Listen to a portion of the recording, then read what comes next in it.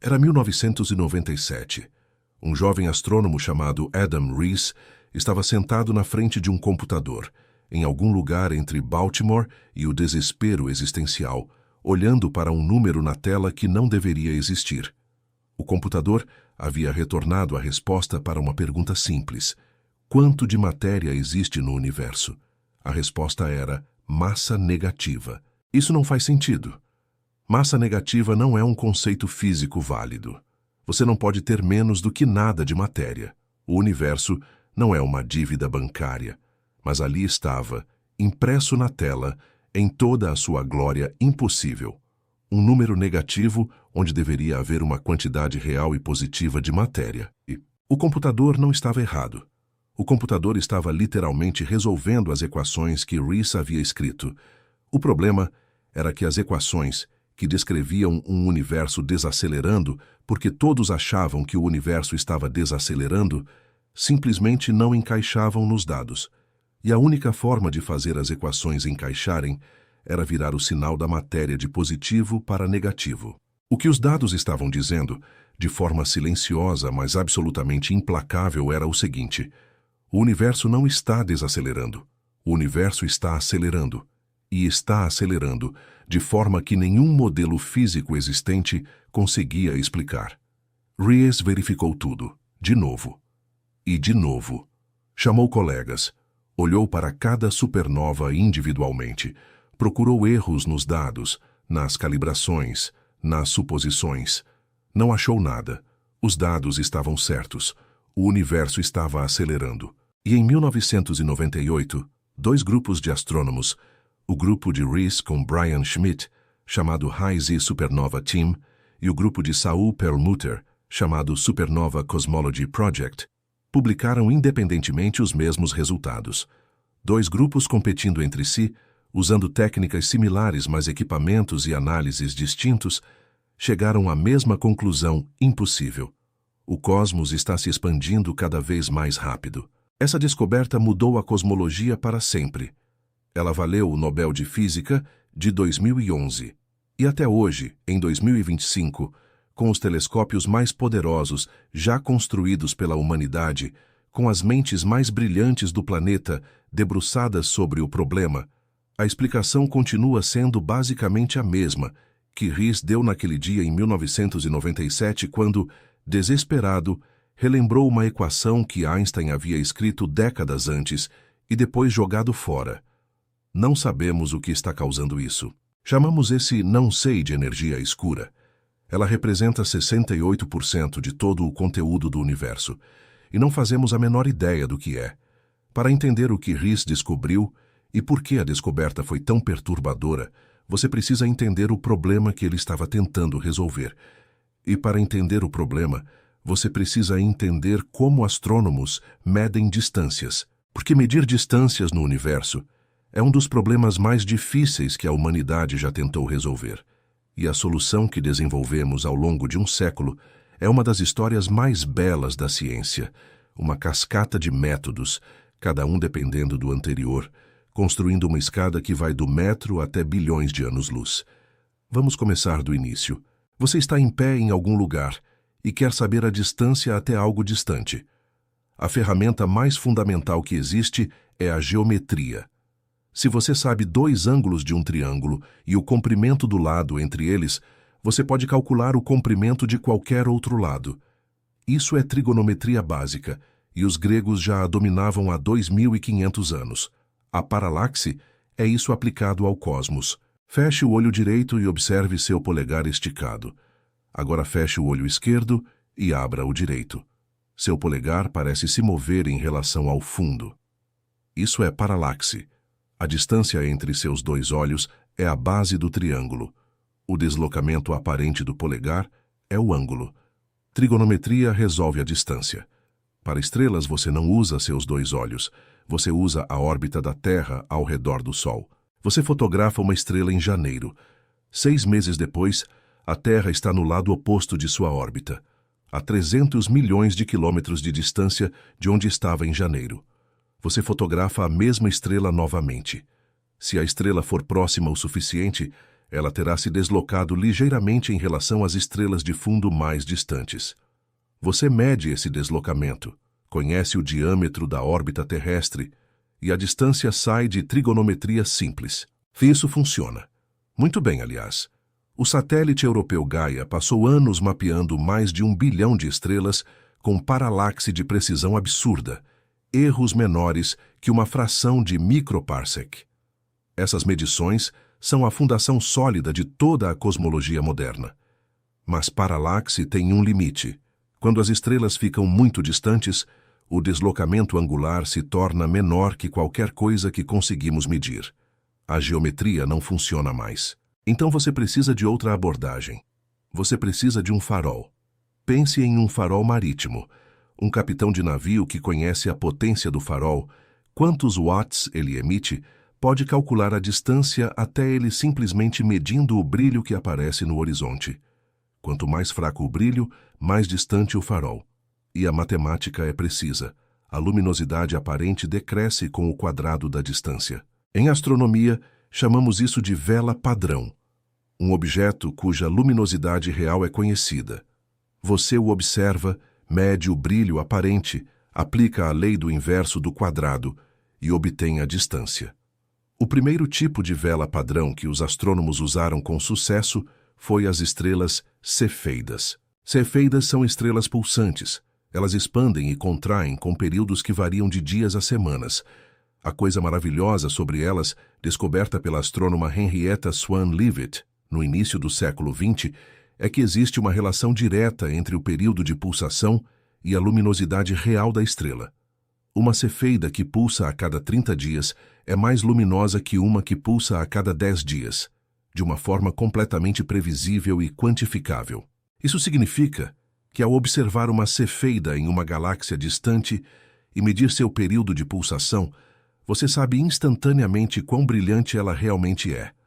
Compare com quão brilhante ela parece, e você tem a distância. Cefeidas são cerca de 100 mil vezes mais luminosas que o Sol. Isso as torna visíveis em galáxias relativamente próximas, até algumas dezenas de milhões de anos-luz.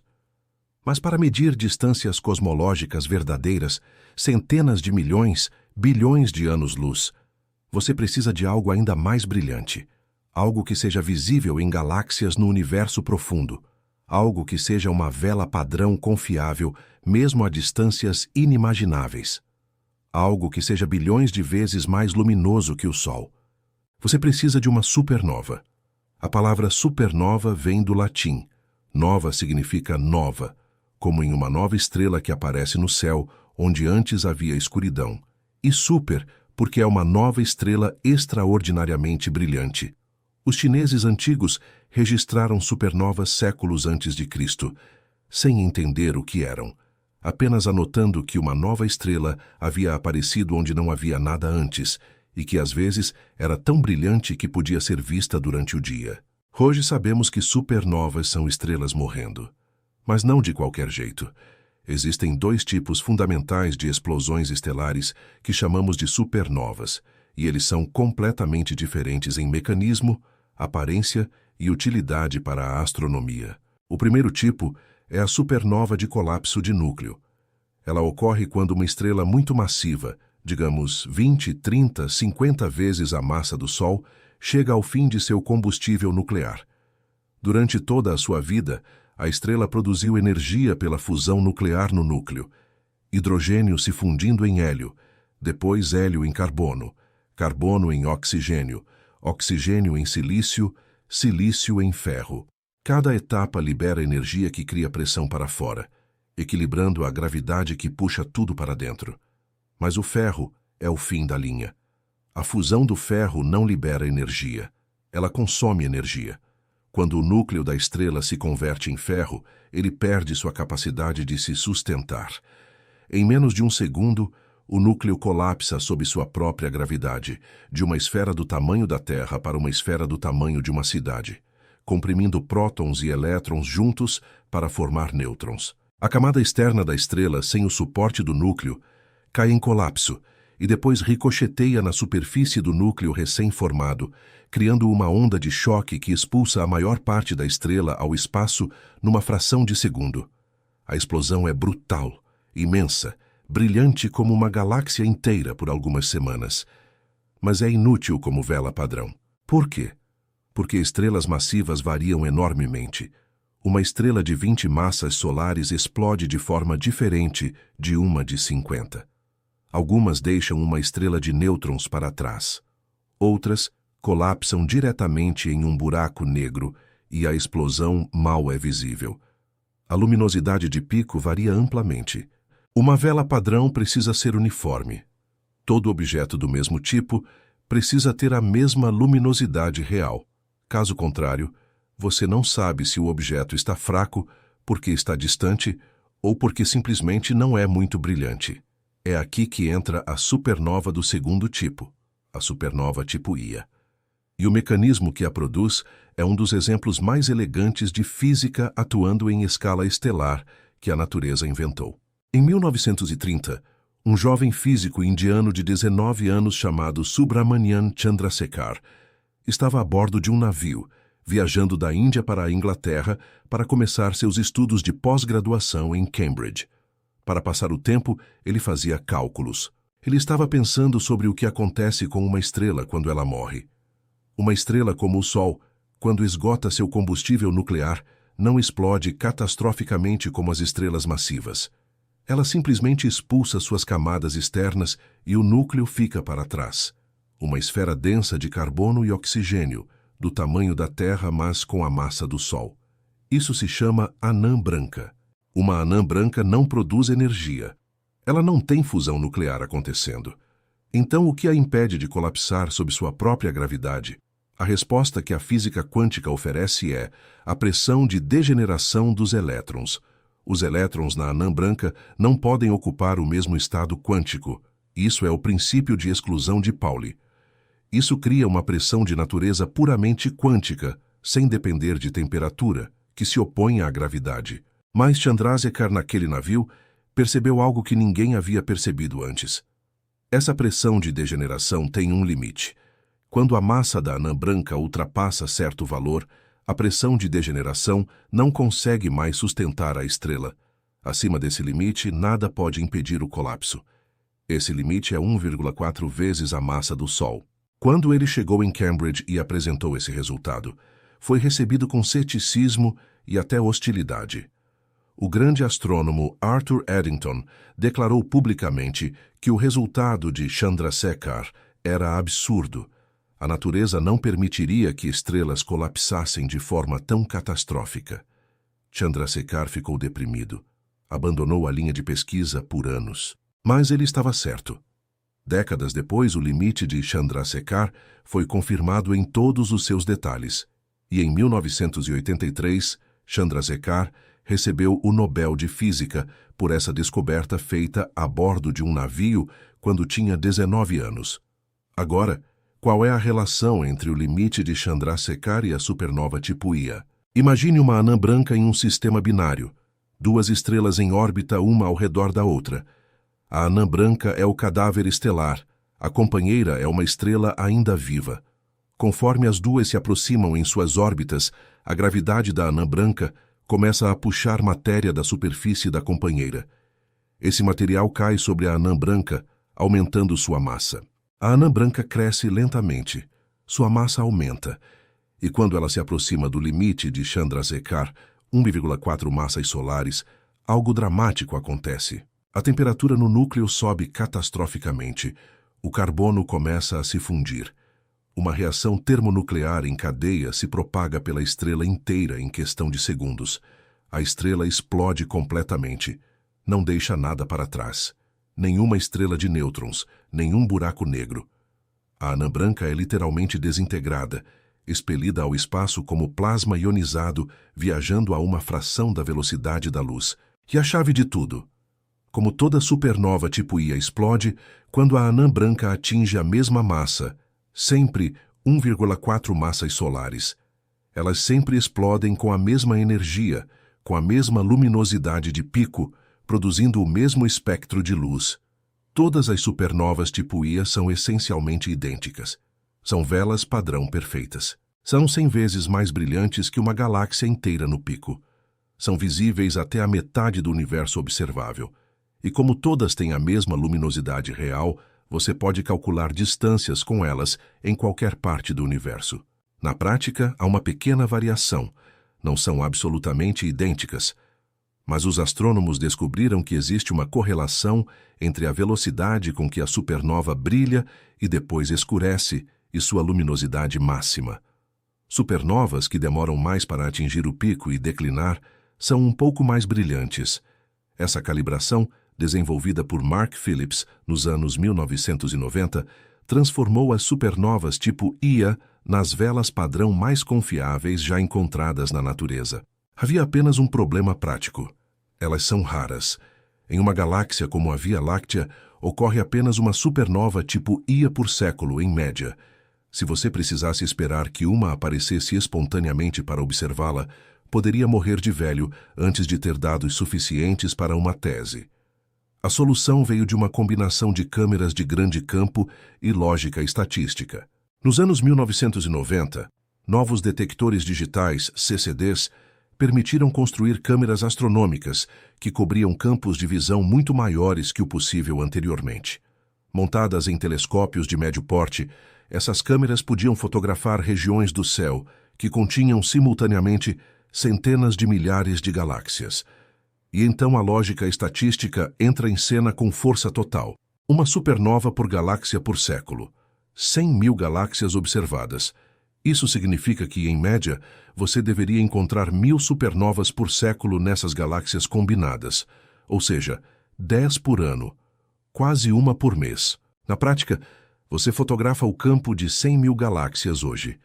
Depois você fotografa o mesmo campo daqui a algumas semanas. Você compara as duas imagens, pixel por pixel. Em qualquer galáxia onde um novo ponto de luz apareceu, você potencialmente tem uma supernova nova. Algoritmos de computador identificam os candidatos, astrônomos confirmam espectroscopicamente quais são supernovas tipo Ia, e pronto. Você tem supernovas por encomenda. Rees e sua equipe chegaram a um ponto em que podiam ligar para o Hubble na segunda-feira e dizer: "Temos uma supernova nessas coordenadas. Pode observá-la na quarta-feira?" E o Hubble apontava. Isso era extraordinário.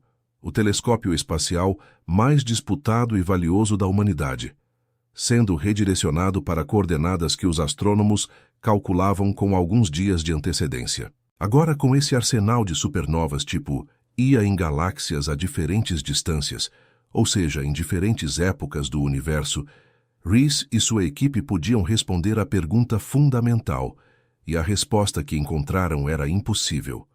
Para entender por que a aceleração da expansão cósmica é tão perturbadora, você precisa entender o que todo mundo esperava encontrar.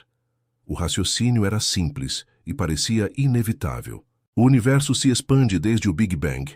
Matéria existe. Matéria tem massa. Massa gera gravidade. E gravidade é atrativa. Ela puxa as coisas umas em direção às outras. Portanto, a gravidade de toda a matéria do universo deve estar freando a expansão. A questão não era: o universo está desacelerando? Todo mundo assumia que sim.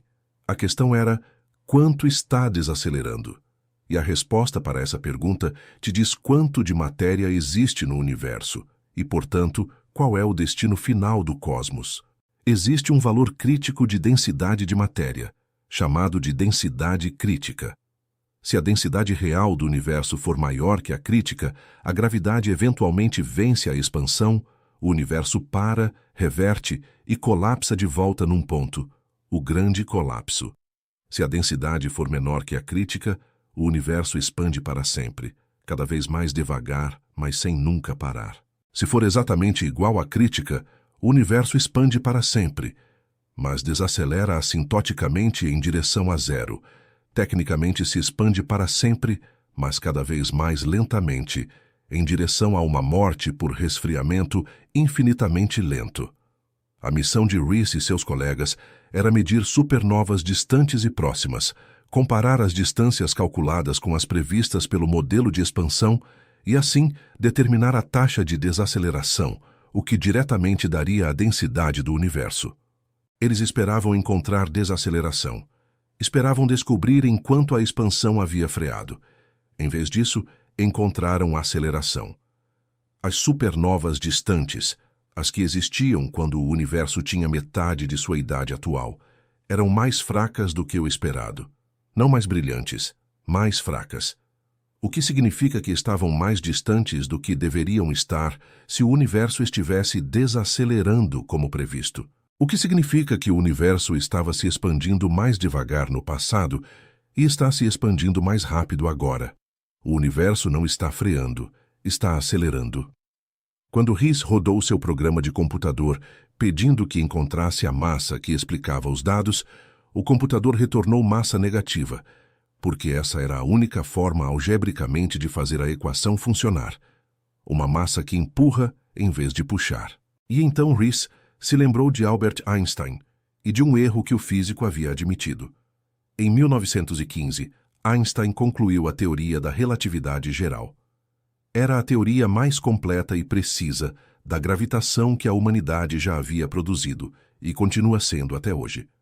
Ela descreve a gravidade não como uma força misteriosa que age à distância, mas como a curvatura do espaço-tempo causada pela presença de massa e energia.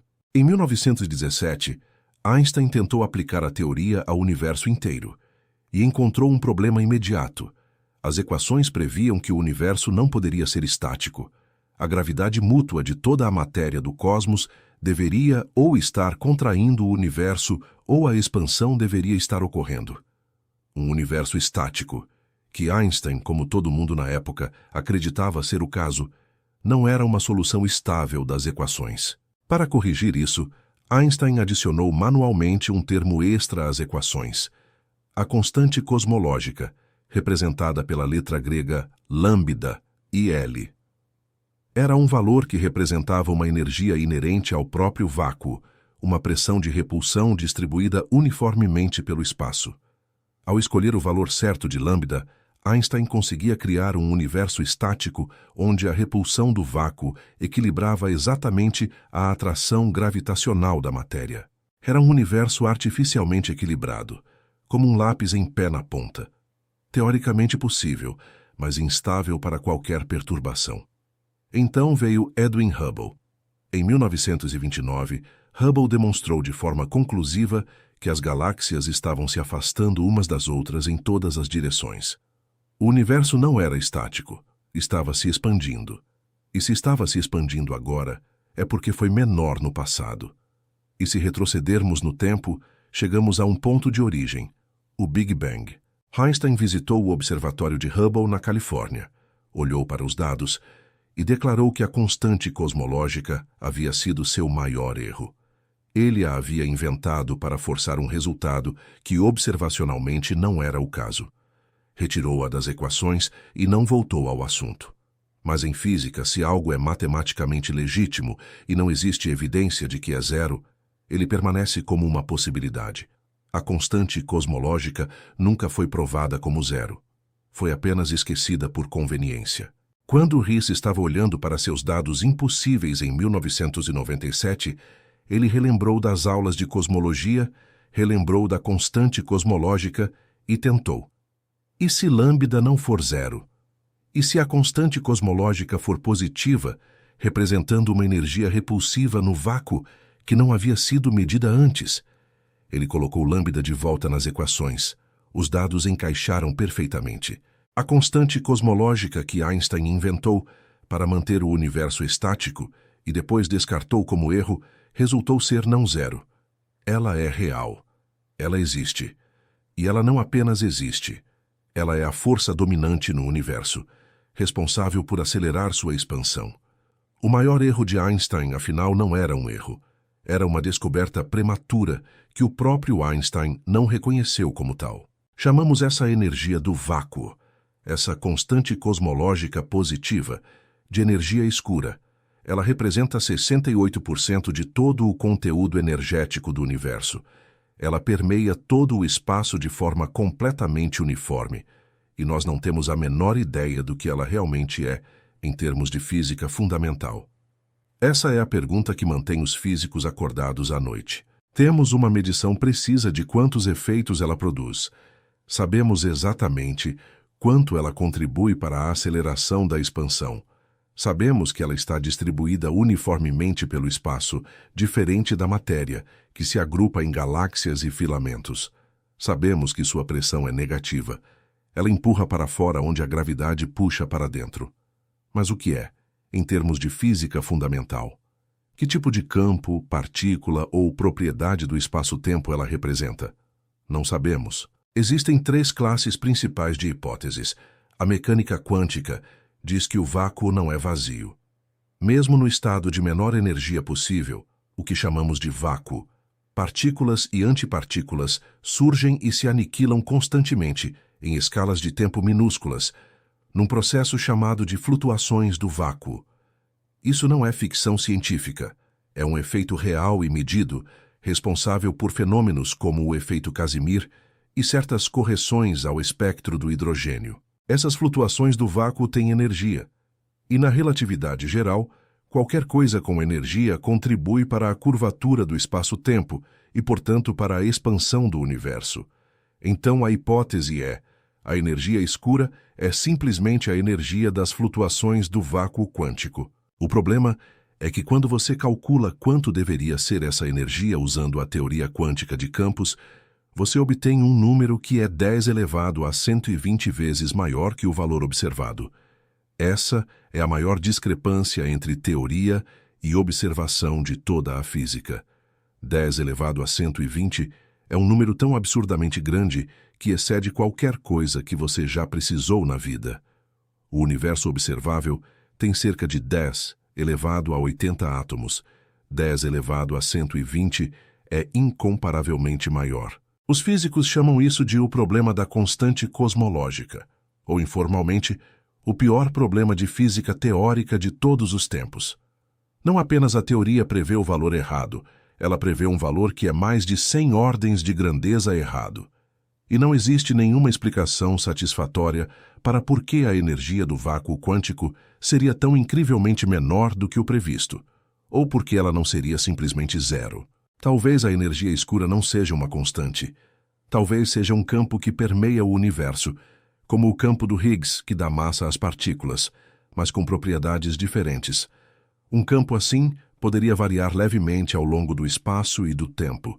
Seria mais forte em algumas eras, mais fraco em outras. Sua equação de estado, a relação entre sua pressão e sua densidade, poderia ser diferente de 1, o valor que a constante cosmológica pura implica. Esse tipo de campo é chamado de quintessência, um nome que remete à quinta essência dos filósofos gregos, a substância celestial que compõe os céus além da terra, do ar, do fogo e da água.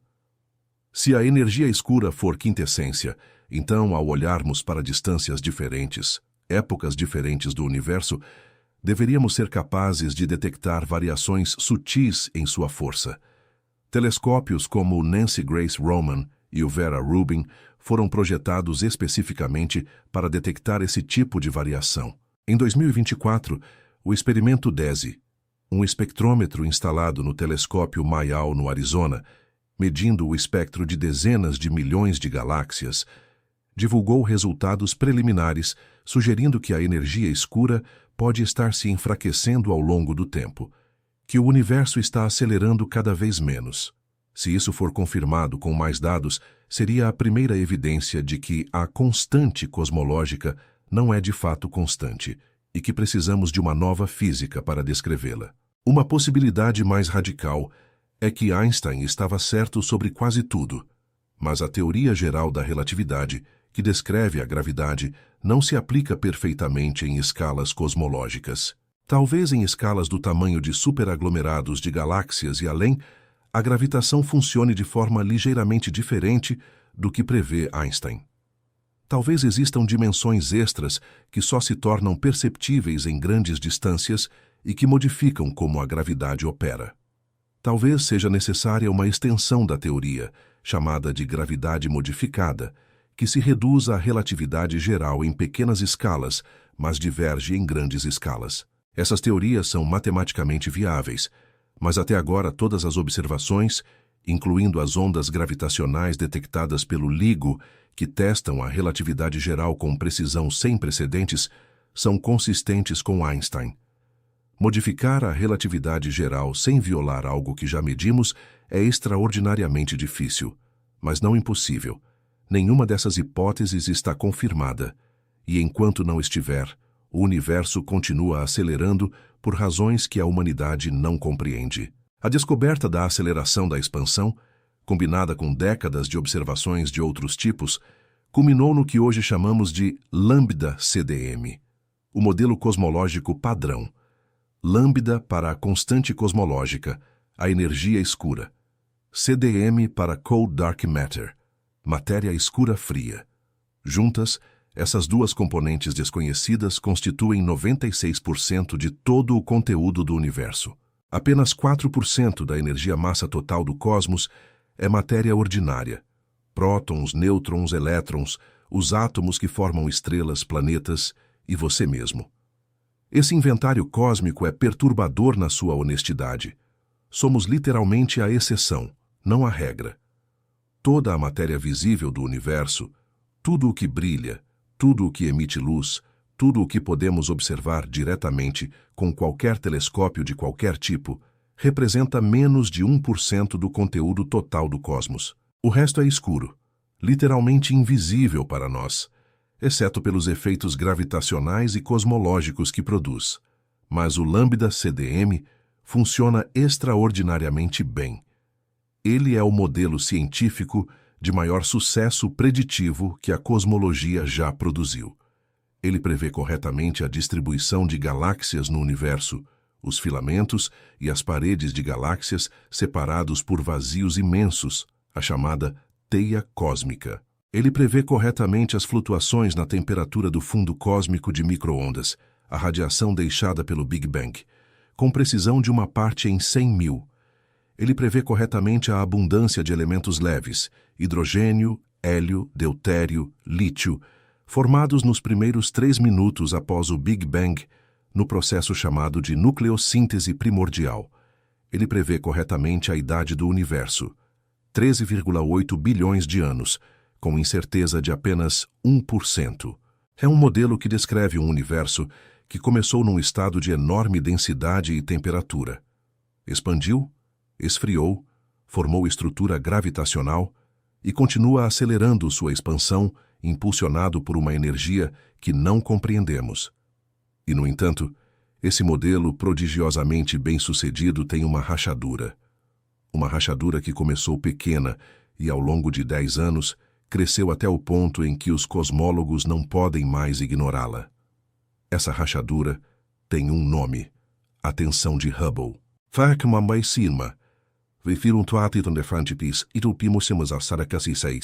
Para entender a tensão de Hubble, você precisa entender o que é a constante de Hubble. Edwin Hubble, nos anos 1920, observou que as galáxias estão se afastando de nós, e que quanto mais distante uma galáxia, mais rápido ela se afasta. A velocidade de afastamento é proporcional à distância. Se uma galáxia está 2 vezes mais distante que outra, ela se afasta 2 vezes mais rápido. Essa proporcionalidade é descrita por um único número: a constante de Hubble, representada por H0. Ela mede quantos quilômetros por segundo mais rápido uma galáxia se afasta por cada megaparsec adicional de distância, onde um megaparsec equivale a pouco mais de 3 milhões de anos-luz. O valor atual, baseado em observações do universo local usando supernovas tipo Ia e Cefeidas, é de aproximadamente 73 km por segundo por megaparsec, por vezes escrito como 73 km SMPC. Mas existe um segundo método de medir H0, completamente independente do primeiro. O fundo cósmico de micro-ondas, a radiação remanescente do Big Bang, que hoje os satélites do LUEMAP e Planck mapearam com resolução extraordinária, é uma fotografia do universo quando tinha apenas 380 mil anos de existência.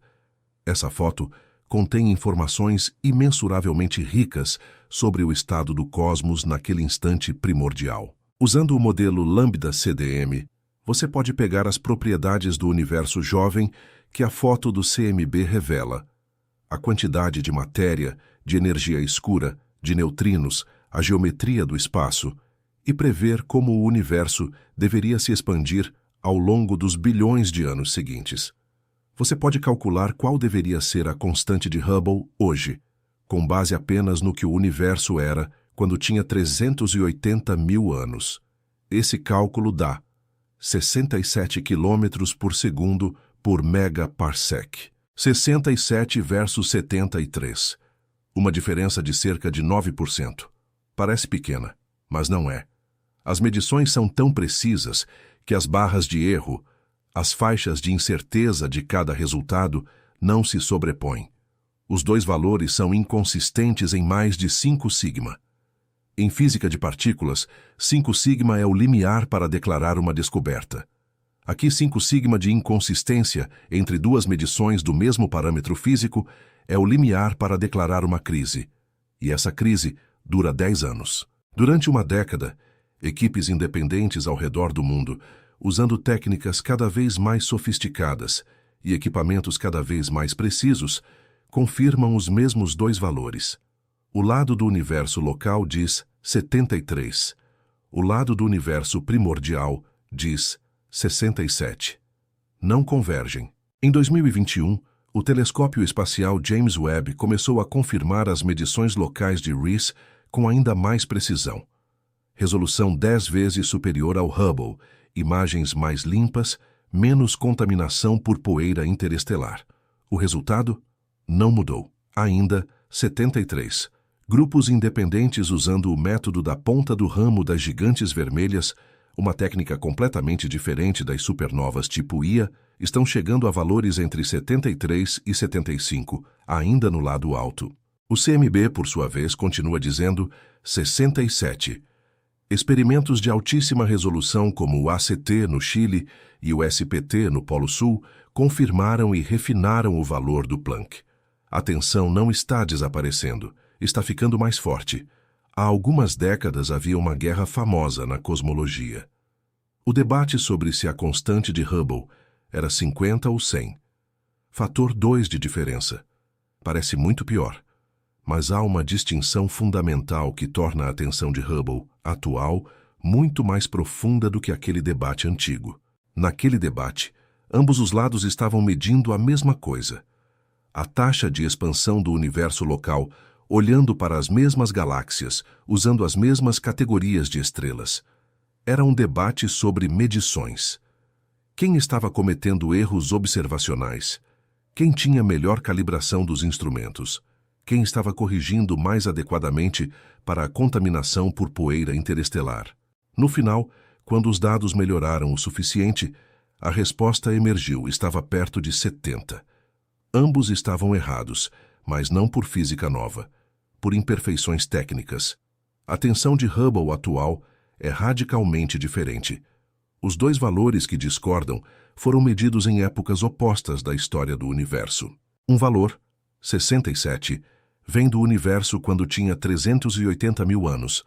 O outro, 73, vem do universo hoje, 13,8 bilhões de anos depois.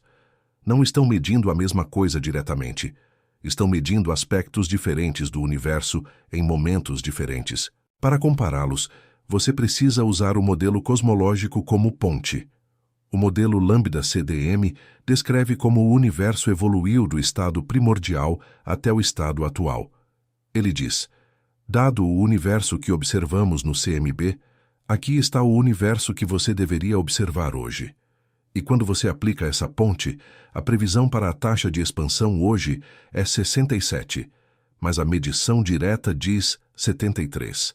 Isso significa que a ponte está errada, que o modelo de como o universo evoluiu está incompleto, que entre o universo jovem e o universo atual existe algo acontecendo que o Lambda-CDM não captura. Essa é a diferença. Não é um debate sobre quem mediu errado, é um sinal potencial de física nova, algo que aconteceu na história do universo que nossa equação de crescimento não prevê. Os cosmólogos e físicos teóricos têm se dedicado à tensão de Hubble com uma intensidade que reflete a gravidade da situação. Não há solução aceita, mas há um catálogo de possibilidades que vale examinar.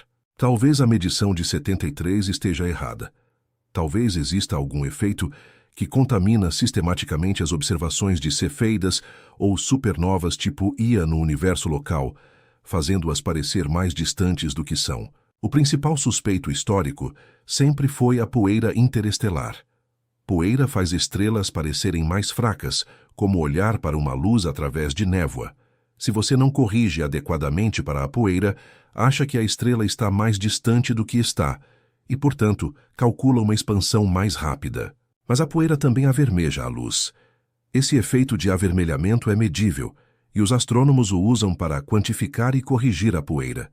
Com o James Webb, as imagens das cefeidas são tão limpas que a correção é muito mais precisa do que era com o Hubble. E a resposta continua 73. Outros suspeitos foram investigados. Contaminação de luz de estrelas vizinhas nas cefeidas, supernovas tipo Ia em ambientes galácticos peculiares, efeitos de seleção na amostra. Tudo verificado. Nada muda o resultado de forma significativa. A esmagadora maioria da comunidade cosmológica concluiu que erros sistemáticos não explicam a tensão. Os 73 são robustos. Talvez haja mais de um episódio de energia escura na história do universo, além da inflação cósmica no início e da aceleração atual no final. Inflação é o período de expansão extraordinariamente rápida que ocorreu nos primeiros instantes após o Big Bang, uma fração de segundo em que o universo aumentou de tamanho por um fator absurdamente enorme. Ela é invocada para explicar por que o universo observável parece tão uniforme em todas as direções, apesar de regiões opostas do universo visível nunca terem tido tempo de interagir e chegar ao equilíbrio termalmente. A inflação teria esticado o universo de forma que toda a região observável hoje veio de uma região minúscula que estava em equilíbrio antes da inflação. A hipótese da energia escura primordial propõe um terceiro episódio, uma explosão de energia repulsiva no universo jovem, depois do CMB, mas antes do presente, que acelerou a expansão por um período e depois desapareceu. Esse episódio hipotético mudaria a trajetória de expansão do universo de uma forma que o modelo lambda-CDM padrão não prevê, e poderia reconciliar as medições do CMB com as medições locais. O problema é que não há evidência direta desse terceiro episódio. É uma hipótese criada especificamente para resolver a tensão, sem motivação independente. Isso não a invalida. A história da física está cheia de exemplos em que hipóteses ad hoc depois se revelaram corretas, mas cria um senso legítimo de invocar o Pai Natal para resolver o problema. Talvez a matéria escura e a energia escura interajam de formas que o modelo padrão não inclui. Talvez existam partículas adicionais, além dos neutrinos conhecidos, que contribuíram para a energia total do universo primordial de formas que o lambda-CDM não prevê. Talvez a massa dos neutrinos, que o CMB usa como parâmetro, esteja ligeiramente errada. Existem dezenas de variantes nessa categoria. Cada uma ajusta algum parâmetro ou adiciona algum componente novo. Cada uma resolve a tensão parcialmente, mas introduz outros problemas. Nenhuma se tornou dominante.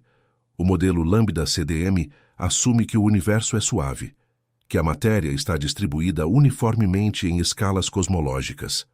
Na realidade, o universo tem estrutura, galáxias em filamentos, separadas por vazios imensos. O cosmólogo teórico Thomas Buchert argumenta que a matemática da relatividade geral aplicada a um universo granulado e estruturado não é o mesmo que a relatividade geral aplicada a uma distribuição suave de matéria com a mesma densidade média.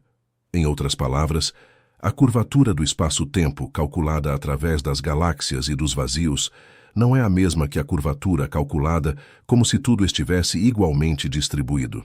Se Buchert estiver certo, nossa interpretação das observações cosmológicas pode estar sistematicamente enviesada por essa suposição incorreta de suavidade. E a correção poderia mudar a constante de Hubble inferida. A maioria dos cosmólogos é cética sobre essa hipótese. Simulações computacionais do universo granulado não parecem reproduzir o efeito que Buchert calcula analiticamente. mas os cálculos analíticos são extremamente difíceis e não está completamente resolvido. Uma das coisas mais impressionantes sobre a tensão de Hubble é o quanto ela foi verificada. Na era de Hubble, de Alan Sandage, da Guerra 50 × 6 × 100, cada astrônomo guardava seus dados como tesouro pessoal. Você fazia observações, obtinha suas placas fotográficas, as levava para seu laboratório e anunciava os resultados. Outros astrônomos tinham que confiar na sua palavra, ou fazer suas próprias observações das mesmas galáxias, o que era caro e demorado. Hoje a astronomia é radicalmente diferente. Quase todos os dados dos grandes telescópios modernos são públicos. Quando Adam Riess observa uma cefeida com o James Webb, os dados brutos são eventualmente depositados no arquivo público do telescópio, acessível por qualquer astrônomo no mundo. Quando o Planck mapeia o CMB, os mapas de temperatura são publicados para que qualquer grupo possa analisá-los independentemente. Isso criou uma democratização sem precedentes da verificação científica. Grupos independentes ao redor do mundo, equipes em universidades que nunca colaboraram entre si, usando técnicas distintas, às vezes com abordagens filosóficas diferentes, analisam os mesmos dados ou coletam seus próprios dados sobre as mesmas questões. E o resultado é consistente. O lado local diz 73, sempre. O CMB diz 67, sempre. Quando uma discordância científica persiste por 10 anos com dados públicos e verificação independente, ela não é um erro. É um fenômeno real que precisa de explicação. Em 2024, 22 grupos independentes publicaram medições da constante de Hubble usando o James Webb Space Telescope com o método da ponta do ramo das gigantes vermelhas, uma técnica completamente distinta das supernovas tipo Ia e das cefeidas. Esses grupos, muitos dos quais nunca haviam trabalhado juntos ou sequer se comunicado sobre metodologia, obtiveram valores entre 73 e 75, todos no lado alto, todos inconsistentes com o valor do CMB. Isso não é coincidência. Não é viés de um único grupo, é um sinal. Tudo isso tem implicações diretas para uma das questões mais antigas e profundas da cosmologia. O que acontece com o universo no longo prazo? O modelo Lambda-CDM com constante cosmológica pura prevê um final específico: o grande congelamento. O universo continua se expandindo para sempre, cada vez mais rápido, impulsionado pela energia escura constante. As galáxias, além do nosso grupo local, são progressivamente varridas além do horizonte cosmológico. A distância, além da qual a expansão do espaço é tão rápida que a luz dessas galáxias nunca mais nos alcançará. Daqui a trilhões de anos, observadores no futuro veriam apenas suas próprias galáxias em um cosmos aparentemente vazio. As estrelas continuariam brilhando por trilhões de anos, mas, eventualmente, todas elas morreriam. As últimas estrelas a se apagar seriam as anãs vermelhas, estrelas com apenas 10% da massa do Sol, que queimam tão devagar que sobreviveriam por 100 trilhões de anos ou mais. Quando a última anã vermelha apagar, restariam apenas objetos frios e escuros, anãs brancas esfriando, estrelas de nêutrons, buracos negros. O universo se tornaria um cemitério frio e escuro de objetos mortos.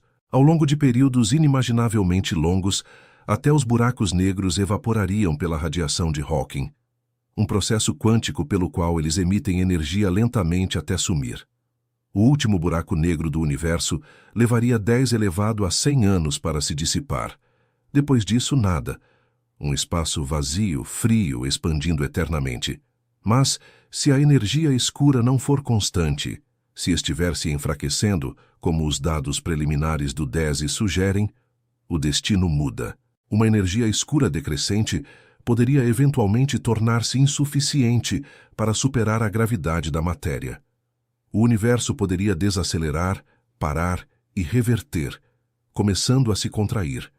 As galáxias se aproximariam. A temperatura do cosmos aumentaria à medida que a radiação de fundo fosse comprimida.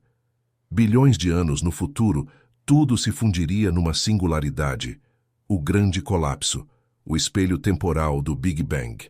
Ou a energia escura poderia crescer com o tempo em vez de diminuir. Nesse caso, ela poderia se tornar forte o suficiente para superar não apenas a gravidade gravitacional das galáxias e estrelas, mas também as forças que mantêm a matéria coesa. Primeiro, os aglomerados de galáxias seriam rasgados. Depois as galáxias, depois os sistemas estelares, depois os próprios planetas, depois as moléculas, os átomos, os núcleos atômicos. No grande rasgo, o tecido da realidade seria literalmente desintegrado. Qual desses finais é o nosso? Depende da natureza da energia escura, e não sabemos qual é a sua natureza. A tensão de Hubble, esse pequeno desacordo de 9% entre dois números, não é um detalhe técnico. Ela pode estar nos dizendo algo fundamental sobre a própria natureza da energia que governa o destino do cosmos.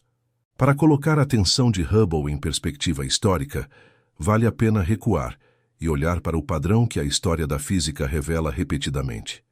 As grandes revoluções científicas raramente chegam como um raio em céu azul.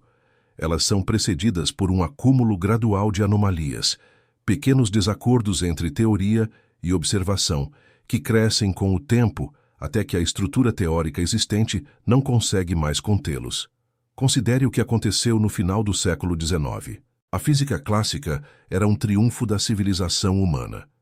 Newton havia descrito a mecânica com equações que funcionavam para planetas, projéteis, pêndulos e engrenagens. Maxwell havia unificado eletricidade e magnetismo em 4 equações elegantes que previam a velocidade da luz com precisão. A termodinâmica havia conectado calor, trabalho e entropia numa teoria coerente. A química havia organizado os elementos em tabela periódica. Havia cosmólogos e físicos que diziam com sinceridade que não havia mais grandes descobertas a fazer, que o trabalho da física era apenas afinar as casas decimais das constantes conhecidas. Mas havia algumas anomalias, pequenas, incômodas. A precisão do periélio de Mercúrio não seguia as previsões de Newton. A órbita de Mercúrio em torno do Sol não era uma elipse fixa. A elipse ela mesma rotacionava lentamente, um fenômeno chamado precisão do periélio. Newton previa uma quantidade de precisão baseada na influência gravitacional dos outros planetas. Mas as observações mostravam uma precisão ligeiramente maior do que Newton calculava. A diferença era minúscula, 43 segundos de arco por século. Uma anomalia irritante que os astrônomos tentavam explicar com um planeta hipotético entre Mercúrio e o Sol, chamado Vulcano. O experimento de Michelson-Morley tentou medir a velocidade da Terra através do éter, a substância hipotética que supostamente permeava o espaço e servia de meio de propagação para as ondas luminosas. Se a luz se propagava no éter e a Terra se movia pelo éter, a velocidade da luz deveria ser ligeiramente maior ou menor, dependendo da direção relativa ao movimento da Terra.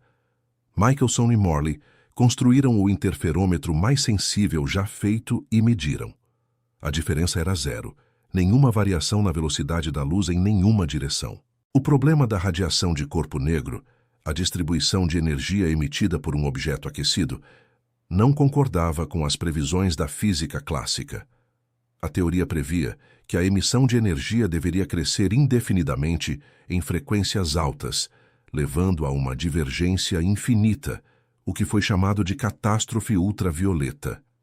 A observação mostrava que a emissão decresce em frequências altas. Essas eram as nuvens no horizonte de um céu aparentemente claro. E então veio o temporal. Em 1905, Einstein publicou 4 artigos que mudaram a física para sempre.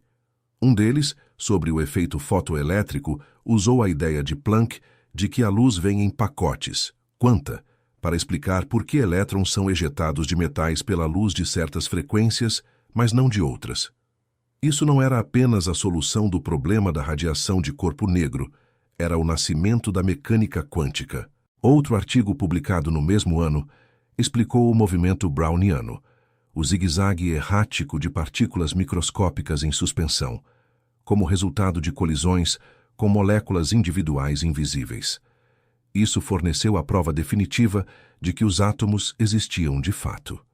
E o mais revolucionário, o artigo sobre a relatividade especial, que eliminou o conceito de éter, mostrou que o tempo e o espaço são relativos ao observador e unificou massa e energia na equação mais famosa da física, E, mc2. Em 1916, Einstein completou a relatividade geral. Em 1915, ele havia calculado a precisão do periélio de Mercúrio usando sua nova teoria. O valor que obteve concordava perfeitamente com as observações. O planeta hipotético Vulcano não era necessário. Mercúrio estava tão próximo do Sol que os efeitos da curvatura do espaço-tempo eram mensuráveis, e Newton, que tratava o espaço como plano e o tempo como absoluto, simplesmente não podia capturar esse efeito. 3 pequenas anomalias, 3 indícios, e o mundo da física se transformou completamente em menos de 20 anos. Antes, o éter havia sido uma suposição razoável. O vulcano também. As equações da termodinâmica para a radiação também. E todos estavam errados, não porque os físicos fossem descuidados, mas porque a física nova que seria necessária para os corrigir simplesmente ainda não havia sido inventada. Há um padrão aqui. As anomalias se acumulam. Explicações paliativas são tentadas. Nenhuma funciona completamente. E então alguém, às vezes um jovem de 26 anos escrevendo 4 artigos num único ano produtivo, reimagina os fundamentos. Estamos no meio desse processo com a tensão de Hubble. Existe outro exemplo histórico que Adam Riess usa para descrever onde a cosmologia se encontra hoje e que vale examinar em detalhe. Por mais de 1000 anos, o modelo dominante do cosmos era o ptolomaico. A Terra no centro do universo. O Sol e os planetas girando ao redor dela, em órbitas circulares perfeitas. As esferas cristalinas dos céus. O modelo de Aristóteles e Ptolomeu, refinado e matematizado ao longo de séculos. O problema era que os planetas não seguiam esse modelo de forma simples. Às vezes eles avançavam no céu, às vezes paravam e retrocediam, então avançavam novamente. Esse movimento retrógrado, especialmente de Marte, Júpiter e Saturno, era óbvio para qualquer um que observasse o céu noturno por meses.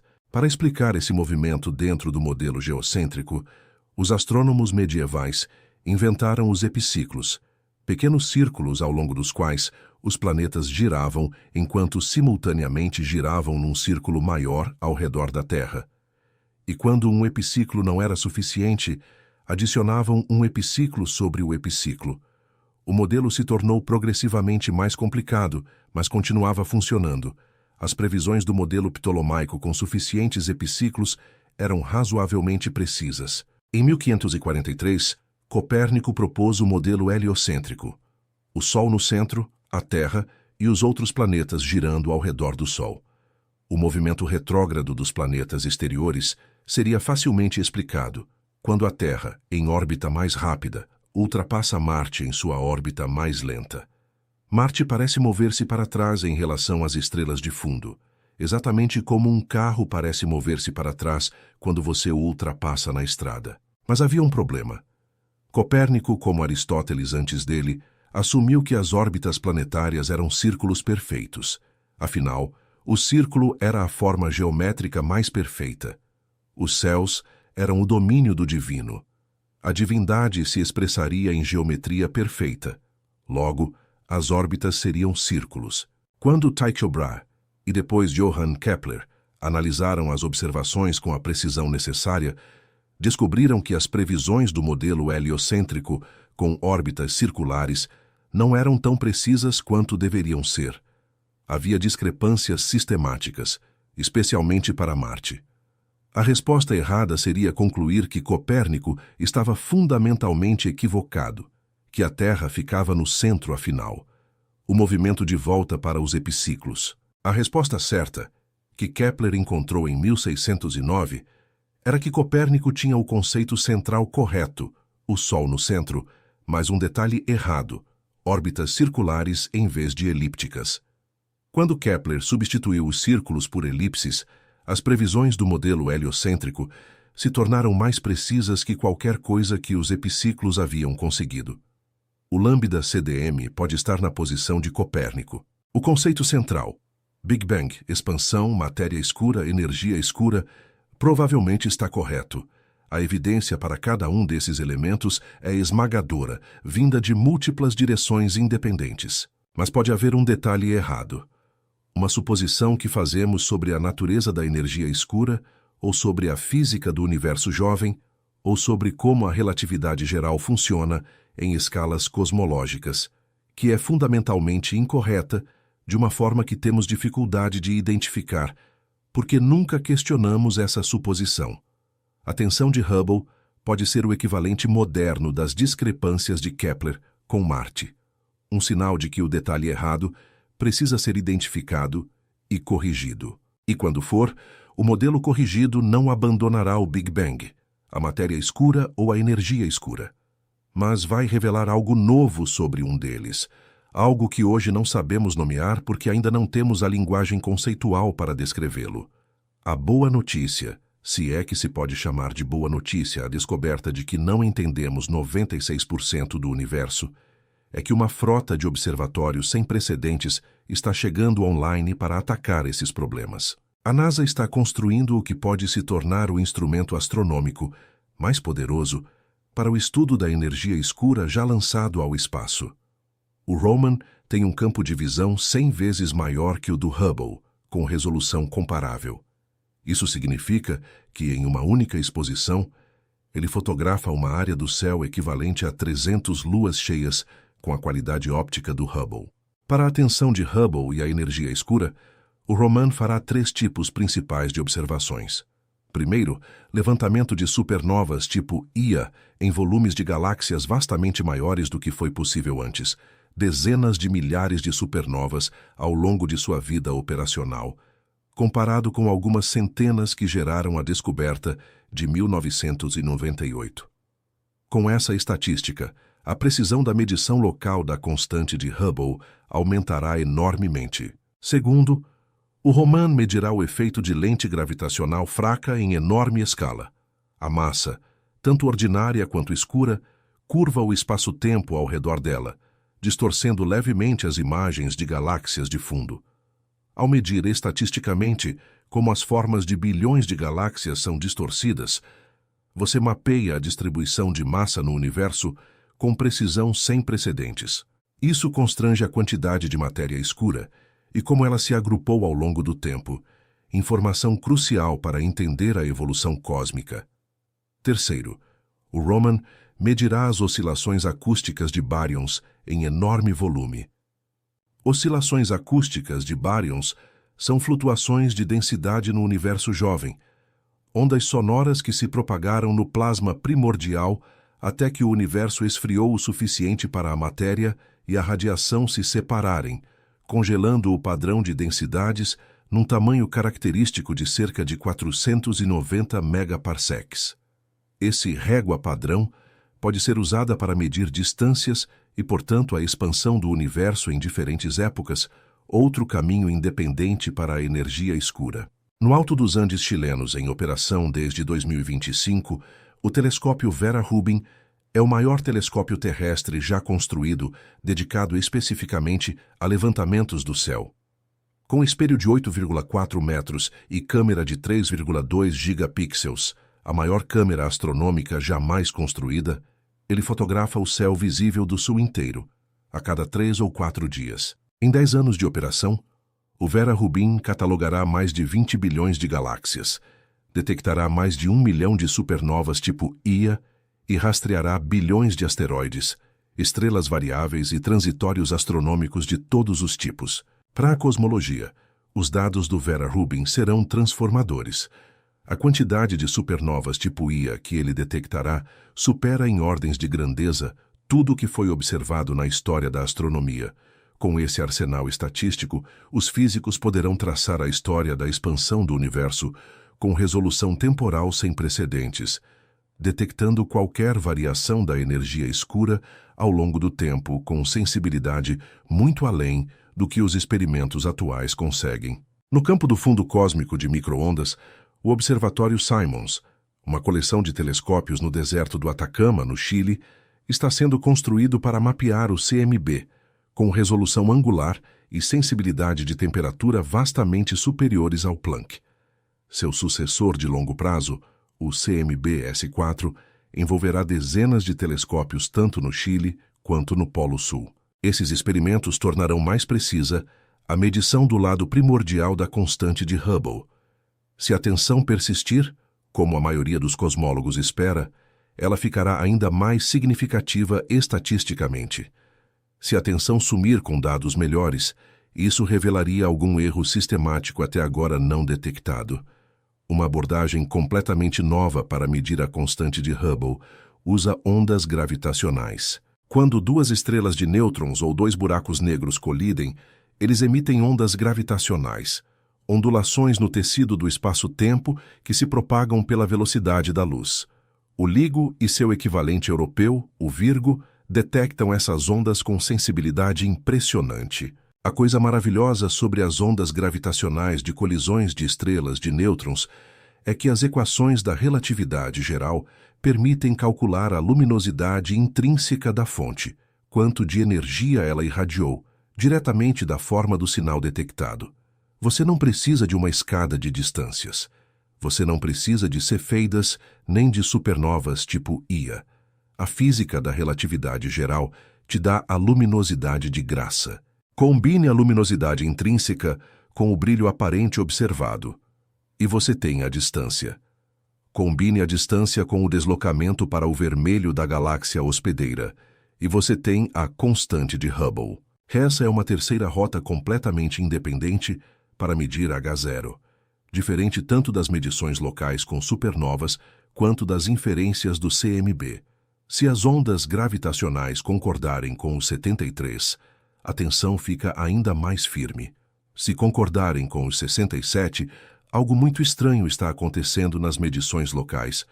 Se chegarem a um valor no meio, talvez haja uma pista sobre onde a tensão reside. Com o upgrade do LIGO, esperado para os próximos anos, a sensibilidade aumentará dramaticamente.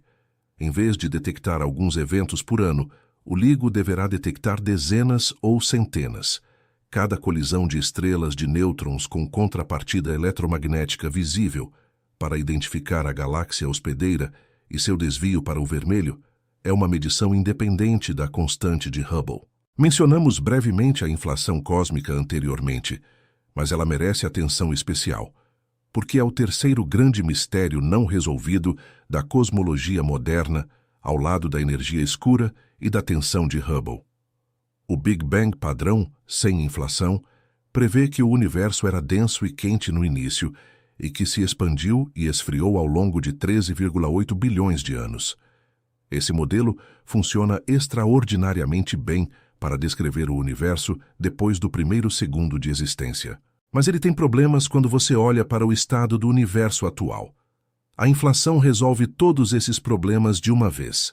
Proposta por Alan Guth em 1980, a inflação postula que nos primeiros instantes após o Big Bang, em um intervalo de tempo de aproximadamente 10 elevado a 36 a 10 elevado a 32 segundos, o universo passou por uma expansão exponencialmente rápida, aumentando de tamanho por um fator de pelo menos 10 elevado a 26. Durante essa expansão inflacionária, uma pequena região que estava em equilíbrio térmico seria esticada para além do universo observável inteiro. Assim, todo o universo que podemos ver hoje veio de uma região tão pequeníssima que estava em equilíbrio, resolvendo o problema da homogeneidade. A expansão também estica qualquer curvatura espacial até que seja imperceptível dentro do universo observável, resolvendo o problema da planura. E qualquer monópolo magnético produzido seria diluído a uma concentração tão ínfima que, estatisticamente, provavelmente nenhum está no universo observável, resolvendo o problema dos monópolos. Mas há mais. A inflação prevê que flutuações quânticas minúsculas no campo inflacionário foram amplificadas pela expansão em flutuações de densidade, regiões ligeiramente mais densas e ligeiramente menos densas. Essas flutuações são os ancestrais das estruturas cósmicas que observamos hoje. As galáxias, os filamentos de galáxias, os superaglomerados, Tudo cresceu de sementes plantadas pela inflação. As flutuações no CMB, as variações de uma parte em 100.000 na temperatura do fundo cósmico, são a assinatura direta dessas flutuações inflacionárias. E a inflação prevê precisamente o padrão observado, flutuações com uma escala de variação específica, aproximadamente independente de escala, com ligeiro favorecimento de flutuações maiores. O que chamamos de espectro de potência, aproximadamente invariante de escala. O Planck mediu esse espectro em detalhe extraordinário, e ele concorda com as previsões inflacionárias. Mas a inflação em si é um enorme mistério. O que causou a inflação? Qual é o campo, chamado de inflaton, que impulsionou essa expansão exponencial? Por que a inflação terminou? Como a enorme energia do inflaton se converteu na energia térmica do universo quente após a inflação? O processo chamado de reaquecimento. Não sabemos a resposta para nenhuma dessas perguntas. Existem centenas de modelos inflacionários, cada um propondo um tipo diferente de campo inflaton, com características ligeiramente diferentes. Muitos deles são consistentes com as observações atuais do CMB. Para distinguir entre eles, precisamos de uma observação específica: a detecção de ondas gravitacionais primordiais, ondas no tecido do espaço-tempo geradas diretamente pelo processo inflacionário. Essas ondas gravitacionais da inflação deixariam uma assinatura específica no CMB, padrões na polarização da radiação chamados de modos B. Experimentos como o Observatório Simons e o futuro CMB-S4 foram projetados em parte para detectar ou constrangir esses modos B. Se a inflação produziu ondas gravitacionais fortes o suficiente para serem detectadas, isso não apenas confirmaria a inflação, como revelaria informações sobre o campo inflaton, a energia da inflação, a duração, as propriedades fundamentais do campo. Se os modos B não forem detectados acima de certo nível, isso eliminaria classes inteiras de modelos inflacionários e apontaria para outros. A inflação é, em muitos sentidos, o elo perdido entre a física de alta energia, as escalas de energia dos grandes aceleradores de partículas ou além, e a cosmologia observacional. Compreendê-la poderia revelar física fundamental que nunca acessaremos de outra forma, porque as energias envolvidas na inflação são talvez 1 trilhão de vezes maiores que o LHC consegue produzir. Até agora falamos principalmente de energia escura e tensão de Hubble. Mas o outro componente misterioso do Lambda-CDM, a matéria escura, merece atenção. A matéria escura representa 27% do conteúdo do universo.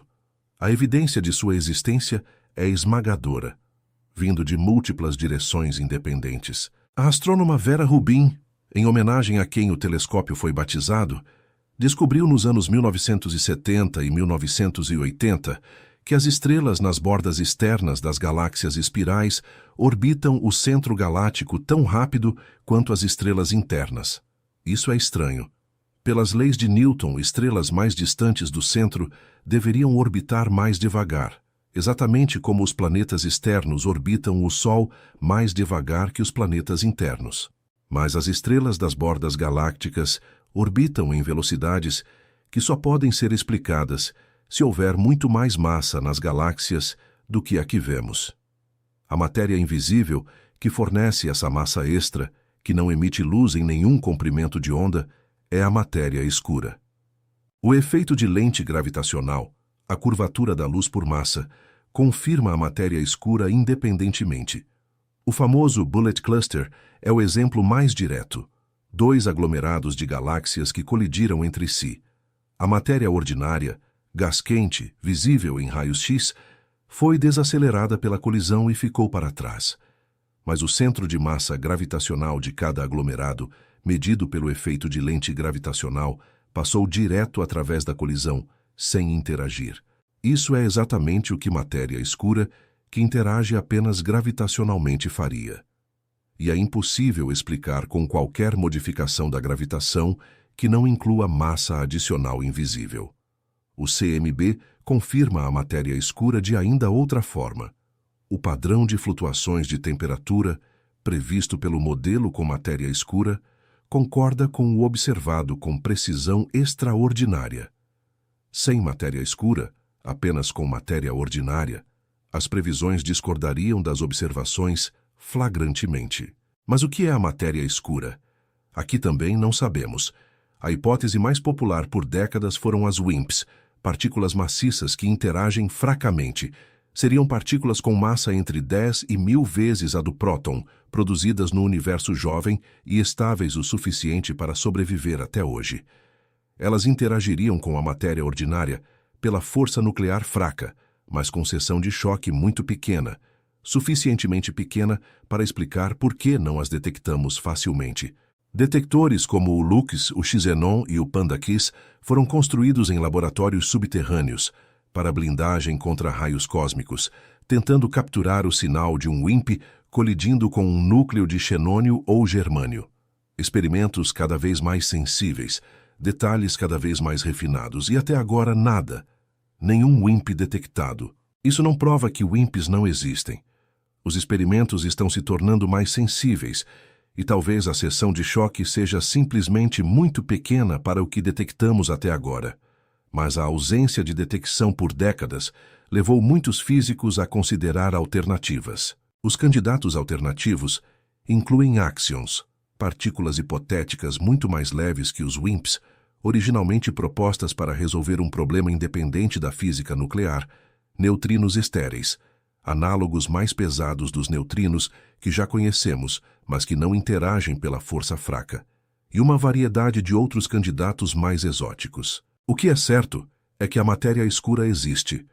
Seus efeitos gravitacionais são reais e medidos de dezenas de formas diferentes. A questão não é se ela existe, mas o que ela é. E resolver isso provavelmente requer física além do modelo padrão das partículas elementares. Há algo profundamente humilhante e ao mesmo tempo emocionante na situação em que a cosmologia se encontra. Temos um modelo, Lambda CDM, que funciona melhor do que qualquer modelo científico já produzido para descrever o universo em grandes escalas. Ele prevê e explica observações de dezenas de tipos diferentes com precisão extraordinária. E 96% do conteúdo desse modelo é composto por entidades que denominamos escuras, precisamente porque não as compreendemos. A matéria escura é escura porque não emite luz nem interage com ela. Sabemos que existe pelos efeitos gravitacionais, mas sua natureza física é desconhecida. A energia escura é escura por razão similar e ainda mais profunda. Sabemos que existe pelos efeitos sobre a expansão do universo, mas não temos nenhuma teoria fundamental satisfatória para o que ela é. Os 4% de matéria ordinária, prótons, nêutrons, elétrons, fótons, neutrinos, são a parte que entendemos razoavelmente bem, mas são a minoria esmagadora. Estamos numa posição em que mapeamos o universo com precisão extraordinária e descobrimos que a grande maioria dele é literalmente incompreensível para nós. Isso é diferente da situação histórica de não ter dados. Temos dados abundantes. A precisão das medições cosmológicas modernas é impressionante. Mas os dados nos dizem que existe algo que não entendemos. Não nos dizem o que é. Em certo sentido, é como mapear a Terra com resolução de centímetros e descobrir que 96% da superfície é coberta por um material translúcido que você não consegue identificar quimicamente, que nenhum espectrômetro reconhece, que nenhuma teoria previu. Você sabe que está lá. Sabe exatamente quanto há. Sabe como ele se comporta em termos de gravidade, mas não sabe o que é. Vale a pena colocar em perspectiva o quanto a cosmologia mudou como disciplina ao longo do último século. Até o início do século XX, a cosmologia era considerada mais próxima da metafísica ou da filosofia natural do que da ciência experimental. As questões que levantava: como o universo começou? Como vai terminar? O que há além do universo observável?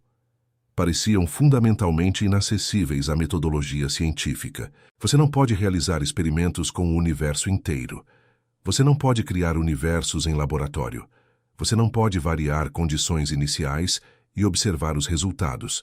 O universo é um objeto único, singular, que não se repete.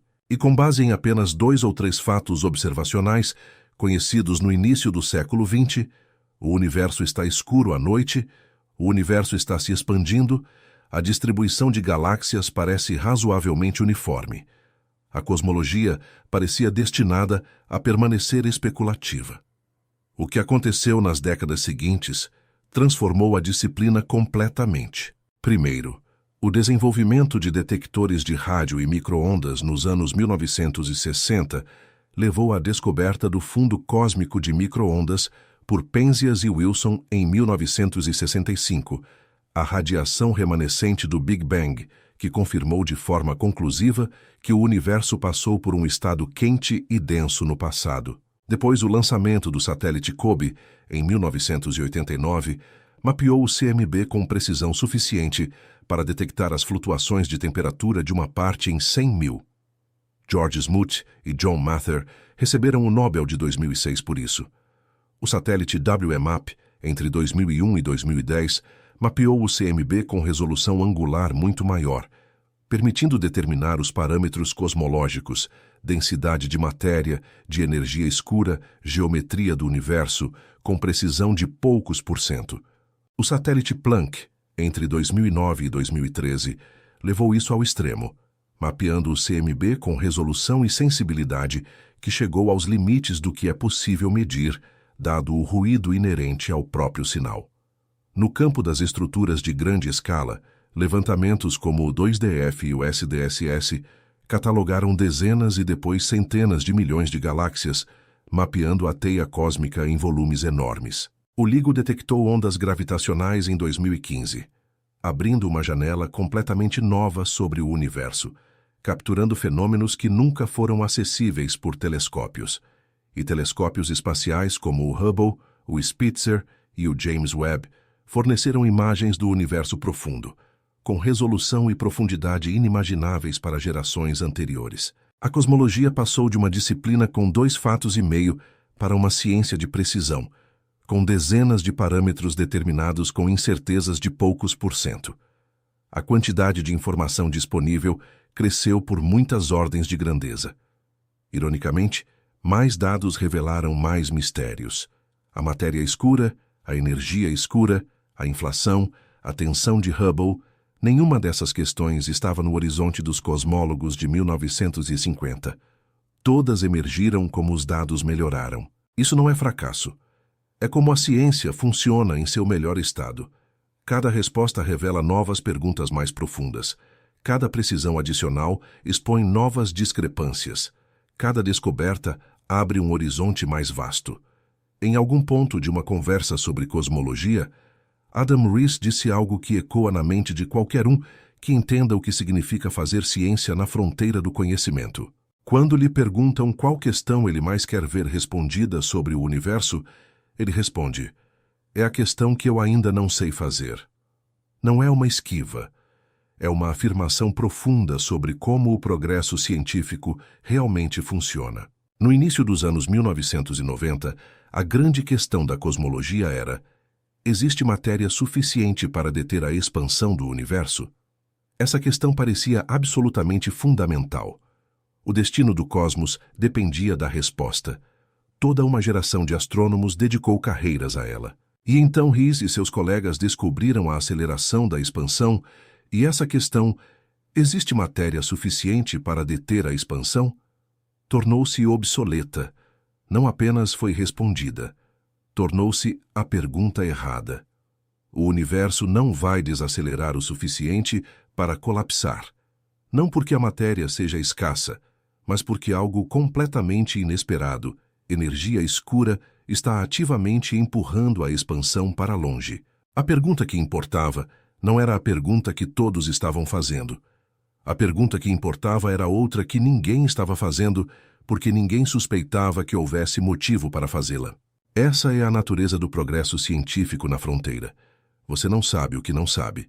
Os maiores descobertas, a relatividade especial, a mecânica quântica, a estrutura do DNA, a aceleração do universo, não emergiram de pesquisadores seguindo roteiros óbvios em direção a respostas aguardadas.